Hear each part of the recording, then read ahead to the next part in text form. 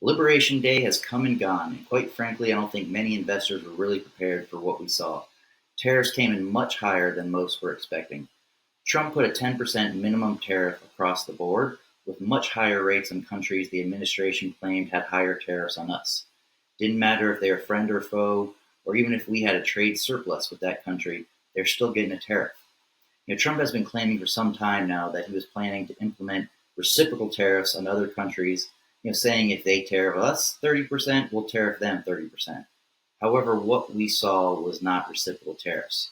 During the press conference, Trump held up a poster with a list of countries with the rate he claimed they were charging us and a lesser rate we were going to charge them. We knew the administration was going to look beyond just the exact tariff rate other countries were charging us and look at things like other non-monetary trade barriers, but the administration didn't consider any of that. They simply based the rate on the percentage of the trade deficit that country has with us. And even worse, they looked at only the deficit in goods, whereas the US has a surplus with most countries when it comes to trade and services. Let's talk about that for a second. I would agree that, many countries have been taking advantage of us, and we should pursue a fairer trade agreement. However, it seems the administration's goal is to eliminate all trade deficits, and that just doesn't work. Rich and poor countries shouldn't have an equal trade balance. The products and services we export are usually higher cost, higher margin items that a poor country can't simply afford, whereas the US is a very wealthy, consumption-oriented economy that can buy a lot more of their lower cost products.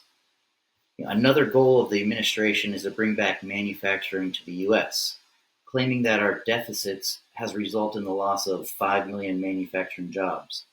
While, quite a bit of this is true, it's likely that a lot of those jobs were lost simply just because of productivity. Take Germany, for example. They've ran a trade surplus for decades, but they've also lost some 5 to 6 million manufacturing jobs over that time span, simply due to higher productivity. There's still a lot of uncertainty in how this is going to play out. However, it's clear that in the short term, this will certainly raise prices and hurt economic growth. How badly depends on a multitude of factors, including how long they are in place and what responses are taken by other countries. These tariffs definitely incentivize companies to start bringing production back into the U.S., but it's not a foregone conclusion that they will. It's definitely a lot higher cost to produce here in the U.S., and a lot of companies have just recently spent a lot of money to start moving out of China, let's say to places like Vietnam, and now they're being tariffed there. Some companies may decide just to stay put, hope that Trump backs off some, and wait, taking their chances with the next administration.